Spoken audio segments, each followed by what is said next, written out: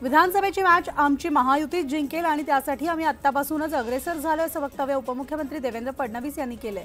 विधानसभा निवडणुकीमध्ये मोठं यश मिळेल असा दावा सुद्धा फडणवीस यांनी केलाय। शेकापच्या जयंत पाटलांनी पुण्यामधील मोदीबागेत जाऊन शरद पवारांची भेट घेतली आहे। विधान परिषद निवडणुकीमध्ये महाविकास आघाडीमधील शरद पवारांच्या पक्षाने तसेच काँग्रेसने जयंत पाटलांना उमेदवारीसाठी पाठिंबा दिलाय। मात्र ठाकरे गटाला स्वतंत्र उमेदवार द्यायचा असल्यामुळे अद्याप ठाकरे गटाकडून जयंत पाटलांना पाठिंबा देण्यात आलेला नाही। दरम्यान माझं नाव घोषित झालंय अशी प्रतिक्रिया जयंत पाटील यांनी दिली।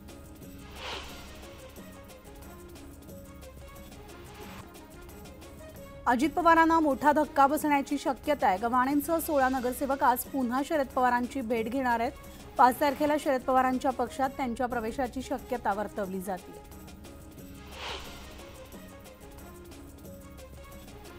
राज ठाकरेंच्या लोकसभा निवडणुकीमुळे सगळ्यांनाच जमिनीवर आणलं या वक्तव्याला शरद पवारांनी प्रत्युत्तर दिले। महाराष्ट्राला परिवर्तनाची गरज आहे। माझे पाय जमिनीवर आहेत तर आम्ही सामूहिक चेहरा महाराष्ट्राच्या जनतेसमोर ठेवू असं देखील म्हणत त्यांनी राज ठाकरेंना टोला लगावला। संजय राऊतांनी महायुती सरकारवर हल्लाबोल केलाय। महायुती सरकार ऑक्सिजनवर आहे। मुख्यमंत्री एकनाथ शिंदेंनी केलेला उठाव हा चोरांचा उठाव आहे आणि त्यांनी मतं विकत घेण्याचा प्रयत्न केलाय असा देखील आरोप यावेळी त्यांनी केलाय। संजय राऊतांनी फडणवीसांनी केलेल्या उद्धव ठाकरेंवरील टीकेला प्रत्युत्तर दिले। फडणवीस राजकारणात दखलपात्र नाही असा घणाघात त्यांनी केला आणि उत्तम फोटोग्राफरच राज्याचं चित्र काढतो असा टोला सुद्धा लगावलाय। महाराष्ट्राने माझ्यावर एकदा विश्वास ठेवावा असं आवाहन राज ठाकरेंनी केलंय तर माझ्या हातात एकदा राज्य द्यावं असं महत्त्वाचं विधान राज ठाकरेंनी एका मुलाखतीदरम्यान केलंय। अर्जुनाला जसा डोळा दिसतो तसा आमचा डोळा महाराष्ट्राच्या निवडणुकांवर आहे असं वक्तव्य शरद पवारांनी केलंय। काँग्रेस, राष्ट्रवादी आणि शिवसेना एकत्रच लढणार आणि लवकरच जागावाटपाची चर्चा होईल अशी माहिती सुद्धा त्यांनी दिली आहे। इंद्रायणी नदीमधील प्रदूषण दिवसेंदिवस वाढत चाललंय। केमिकल फॅक्टरीमुळे रसायनामुळे इंद्रायणीचं नदीपात्र फेसाळत आहे। मात्र कोणतीही कारवाई होत नाहीये। मुख्यमंत्र्यांनी आदेश देऊनही दुर्लक्ष होत असेल तर दुर्दैव आहे अशी टीका विरोधी पक्षनेते विजय वडेट्टीवार यांनी केली। शेततळ्याच्या अनुदान मंजुरीसाठी लाच मागणाऱ्या नवापूरमधील मंडळ कृषी अधिकाऱ्याला अटक केली आणि शेततळ्याच्या अनुदानासाठी त्यानं 25,000च्या लाचेची मागणी केली होती। या कारवाईमुळे नंदुरबारमधील लाचखोरांचे धावे दणाणले। भारताच्या विजयानंतर केंद्रीय क्रीडा राज्यमंत्री रक्षा खडसे यांनी भारतीय संघाला शुभेच्छा दिल्यात। मला टीम इंडियाचा सार्थ अभिमान आहे आणि भारतीय सरकार कायम प्रत्येक खेळाडूंच्या पाठीशी भक्कमपणे उभं आहे असं देखील त्या म्हणाल्या। नंदुरबार जिल्ह्यामधील तळोदा तालुक्यामधील धनपूर गावातील क्षेत्रात एक बिबट्या मृतावस्थेत आढळलाय। बिबट्याचा मृत्यू विजेच्या धक्क्यानं झाला असल्याचा अंदाज वन विभागानं व्यक्त केलाय। तर मृत बिबट्याचं वय 3 वर्ष आहे। गुजरातमध्ये पावसानं हजेरी लावली। संततधार पावसामुळे वलसाडच्या विविध भागांमध्ये पाणी साचायला सुरुवात झाली आहे। रस्ते जलमय झाल्यामुळे जनजीवन सुद्धा विस्कळीत झाले। अकोल्यामध्ये हॉटेल, बार आणि रेस्टॉरंटसाठी आवश्यक असलेली कागदपत्र देण्यासाठी अकोल्यामधील यावलखेडच्या ग्रामसेविका आणि पोलीस पाटलांनी 1,20,000ची लाच मागितली। मात्र कारवाई होण्याच्या संशयानं त्यांनी लाच घेणं टाळलंय आणि तरी तक्रारीनुसार लाचलुचपत प्रतिबंधक विभागानं पोलीस पाटलाला ताब्यात घेऊन अटक केली आहे। केंद्राच्या आयात धोरणावरून स्वाभिमानी शेतकरी संघटना आक्रमक झाली आहे। सोलापूरच्या माळशिरस इथं तालुकाध्यक्ष अजित बोरकर यांच्या नेतृत्वाखाली अध्यादेशाची होळी करत आंदोलन करण्यात आले। मुळशी तालुक्यामधील ताम्हिणी घाटामधील प्लस व्हॅली कुंडात बुडून एका पर्यटकाचा मृत्यू झालाय। स्वप्नील धावडे असं मृत तरुणाचं नाव आहे। पौड पोलीस, वनविभाग, ताम्हिणी वन्यजीव, रोहा रेस्क्यू टीम, आपत्ती व्यवस्थापन पथक घटनास्थळी दाखल झालंय। मात्र मृतदेह अद्याप सापडलेला नाही। राज्य सरकारनं यंदापासून विद्यार्थ्यांसाठी एक राज्य एक गणवेश धोरण राबवण्याचा निर्णय घेतला। मात्र आता शाळा सुरू होऊन 2 आठवडे उलटूनही धुळ्यातील तब्बल 89,000 विद्यार्थी गणवेशाच्या प्रतीक्षेत आहेत। आणि एवढंच काय तर विद्यार्थ्यांच्या गणवेशासाठीचं कापडही मिळालेलं नसल्यामुळे विद्यार्थी आणि पालकांमध्ये नाराजी आहे। वाशिम जिल्ह्यामधील मनोरा, कारंजा, मंगरुळपीर आणि रिसोड या शहरासह तालुक्यामधील अनेक ठिकाणी पावसाच्या सरी कोसळल्यात। पावसाच्या आगमनानं पिकांना पुन्हा संजीवनी मिळाली आहे। सोयाबीन, तूर, कपाशीच्या पिकांना जीवनदान मिळाल्यामुळे बळीराजा सुखावला।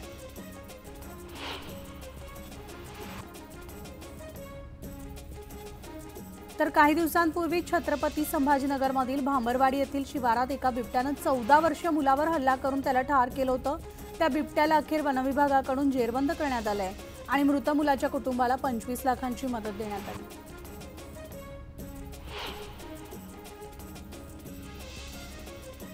भारताच्या दणदणीत विजयानंतर सगळीकडे जल्लोष पाहायला मिळतोय। अमरावतीमध्ये सुद्धा क्रिकेटप्रेमींनी आनंद साजरा केला। हजारो तरुणांनी डान्स करत एकच कल्लोळ केला आणि यावेळेस ग्रामीण भागात सुद्धा जल्लोष साजरा झाला।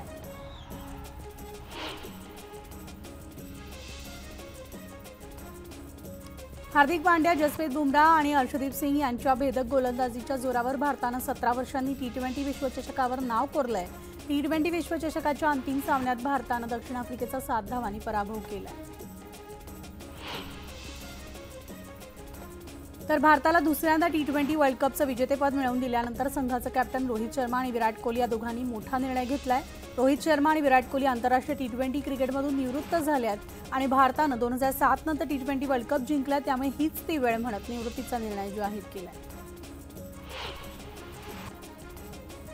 तर देशाच्या सगळ्याच भागामध्ये आतिषबाजी करून टीम इंडियाच्या कामगिरीचं स्वागत केलं जाते। दरम्यान भारतीय संघाच्या नेत्रदीपक कामगिरीचं पंतप्रधान मोदी यांनी सुद्धा अभिनंदन केलंय आणि तुम्ही शानदार विजय प्राप्त केलाय, या विश्वचषक जो आहे हा कायम स्मरणात राहील असं म्हणत मोदींनी टीम इंडियाचं अभिनंदन केलं। दक्षिण आफ्रिकेचा 7 धावांनी पराभव करत भारतीय संघ दुसऱ्यांदा टी20 चॅम्पियन ठरलाय। तर या विजयानंतर आता भारतीय संघाचं सगळीकडे कौतुक केलं जात आहे आणि या विजयानंतर मुख्यमंत्री एकनाथ शिंदे यांनी देखील भारतीय संघाचं अभिनंदन केलं।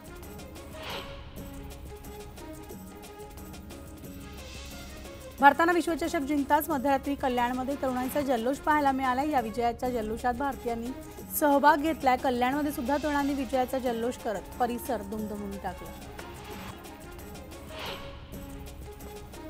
तर भारताच्या विजयानंतर नागपुरात सर्वत्र जल्लोष साजरा करण्यात आला। क्रिकेटप्रेमींनी एकत्र येऊन चौकात जल्लोष केला, फटाक्यांची आतषबाजी सुद्धा करण्यात आली आणि नागपूरकरांनी भारतीय टीमला शुभेच्छा दिल्या।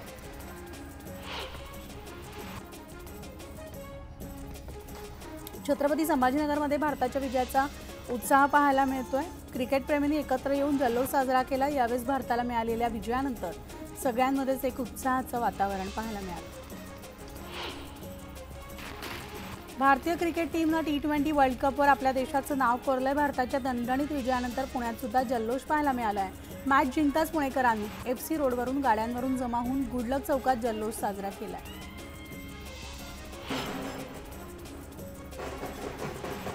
तर भारतानं टी20 वर्ल्ड कप जिंकल्यावर पनवेलमध्ये जल्लोष साजरा करण्यात आला। जोरदार घोषणाबाजी करत पेढे वाटून आनंद साजरा करण्यात आला। भारताच्या दणदणीत विजयानंतर बुलढाण्यामध्ये जल्लोष साजरा झालाय। बुलढाण्यामधल्या बावनबीरमध्ये नागरिकांनी फटाके फोडून आनंदोत्सव साजरा केला। यावेळी क्रिकेटप्रेमींनी भारतीय टीमला शुभेच्छा दिल्या। भिवंडीमधील छत्रपती शिवाजी महाराज चौकात सुद्धा भारताच्या विजयाचा जल्लोष पाहायला मिळाला। भारत माता की जय, वंदे मातरम या घोषणांनी संपूर्ण परिसर दुमदुमून निघाला। भारतानं दुसऱ्यांदा टी20 विश्वचषक ट्रॉफी जिंकल्यामुळे जम्मू काश्मीरमध्ये सेलिब्रेशन करण्यात आलंय। क्रिकेटप्रेमींनी हातात तिरंगा घेऊन फटाक्यांची आतषबाजी करत जल्लोष केला। आसाममध्ये पूरस्थितीची परिस्थिती अधिकच गंभीर झाली आहे। तर दिब्रुगडमधील ब्रह्मपुत्रा नदीनं धोक्याची पातळी ओलांडली आहे। अरुणाचल प्रदेशामधील मुसळधार पावसामुळे आसाममधील परिस्थिती आणखीनच बिकट झाली आहे। बळवंत वानखेडे यांनी केंद्र सरकारवर हल्लाबोल केलाय। अघोषित आणीबाणी लागू केली। देशामधील मुख्यमंत्र्यांना जेलमध्ये पाठवण्यात येते आणि त्यामुळे आधीच्या आणीबाणीपेक्षा भारताची आणीबाणी भयंकर आहे असा टोला सुद्धा बळवंत वानखेडेंनी लगावला।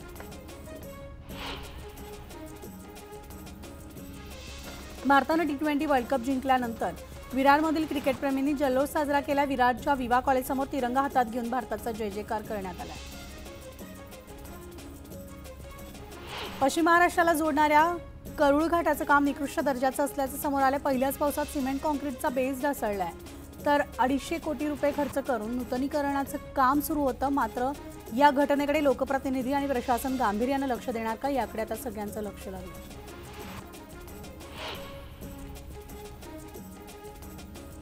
लाखो वारकऱ्यांचं श्रद्धास्थान असलेली इंद्रायणी नदी पुन्हा फेसाळली। आषाढी वारी निमित्तानं आळंदीमध्ये लाखो वारकरी दाखल झाले आहेत, तर वारकरी इंद्रायणीमध्ये स्नान करतायत। मात्र नदी प्रदूषित झाल्यामुळे वारकऱ्यांची मोठी अडचण झाली आहे आणि त्यामुळे संतापलेल्या स्थानिकांकडून आणि वारकऱ्यांकडून प्रदूषणासाठी काही उपाययोजना करणार की नाही, असा सवाल उपस्थित होतोय।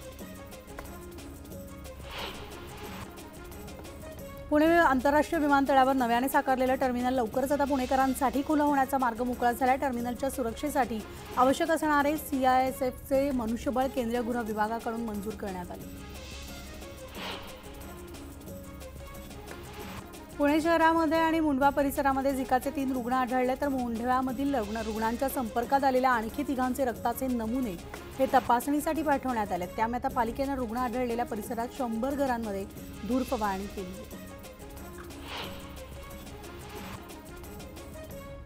पुण्यामध्ये रिक्षा, कॅब अथवा खासगी बसनं भाडं नाकारणं, जादा भाडे घेणं अशा प्रवाशांच्या तक्रारींचं निवारण आता जलद होणार आहे। प्रवासी आता व्हॉट्सअप हेल्पलाईन क्रमांकावर थेट तक्रार नोंदवू शकतील आणि त्यावर RTO कडून तातडीनं कारवाई केली जाणार।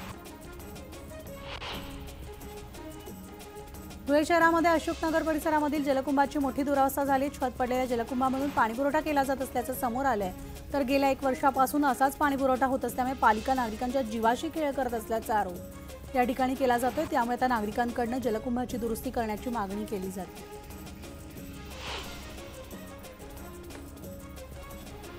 उपमुख्यमंत्री देवेंद्र फडणवीस आज जळगावच्या दौऱ्यावर आहेत। स्वयंसेवक संघाचे क्षेत्र कार्यवाहक बाळासाहेब चौधरी यांच्या मुलीच्या विवाहाला ते उपस्थित राहणार आहेत। त्यावेळेस अतुल सावे, मंगलप्रभात लोढा, राधाकृष्ण विखे पाटील, विजयकुमार गावित हे देखील विवाह सोहळ्याला हजेरी लावणार आहेत।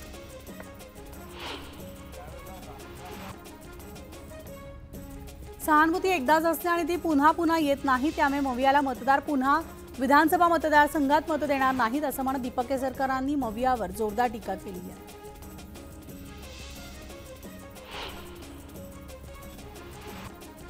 जळगावमध्ये भाजपच्या वतीनं लाडू वाटून लाडकी बहीण योजनेचं स्वागत करण्यात आलं। जळगावमधील मुख्य चौकामध्ये भाजपच्या वतीनं आनंदोत्सव साजरा करण्यात आला। यावेळी आमदार सुरेश भोळेंसह महिला पदाधिकारी आणि कार्यकर्ते उपस्थित होते। मुख्यमंत्री लाडकी बहीण योजनेबद्दल जळगावमधील महायुतीमधील महिला पदाधिकाऱ्यांनी अनोख्या पद्धतीनं मुख्यमंत्री एकनाथ शिंदेंचे आभार मानले, तर कालिका माता मंदिरामध्ये देवीची आरती करत मुख्यमंत्र्यांना दीर्घायुष्य लाभो अशी प्रार्थना सुद्धा या महिला पदाधिकाऱ्यांनी केली आहे। जळगावमधल्या मुक्ताईनगरमधील परिवर्तन चौकामध्ये महापुरुषांना अभिवादन करत शिवसैनिकांनी फटाक्यांची आतषबाजी करत जल्लोष साजरा केला। मुख्यमंत्री लाडकी बहीण योजनेचं महिलांनी आणि शिवसैनिकांनी स्वागत केलं। बीडच्या परळी शहरामध्ये काल रात्री गोळीबार झाला। गोळीबारात मरळवाडीचे सरपंच बापू आंधळे यांचा जागीच मृत्यू झाला आणि ज्ञानबा गित्ते हे गंभीर जखमी झाले। गोळीबाराच्या घटनेनंतर परिसरामध्ये खळबळ उडाली आहे, तर घटनेचा पोलिसांकडून अधिक तपास सुरू आहे। बीडमधील गोळीबाराच्या घटनेला राजकीय किनार असल्याचं समोर येत आहे। अजित पवार गटाच्या सरपंचाचा गोळीबारात मृत्यू झालाय। या प्रकरणी गुन्हा दाखल झाल्यानंतर या गोळीबारामधील मुख्य आरोपी शरद पवार गटातील असल्याचं समोर आलंय आणि त्यामुळे आता राजकीय वर्तुळात खळबळ उडाली। तर बीड केज रोडवर दुचाकी आणि ST बसचा अपघात झाला। या अपघातात 22 वर्षीय तरुणाचा जागीच मृत्यू झाला आणि 1 जण जखमी आहे, तर या घटनेनंतर आता सर्वत्र हळहळ व्यक्त होती।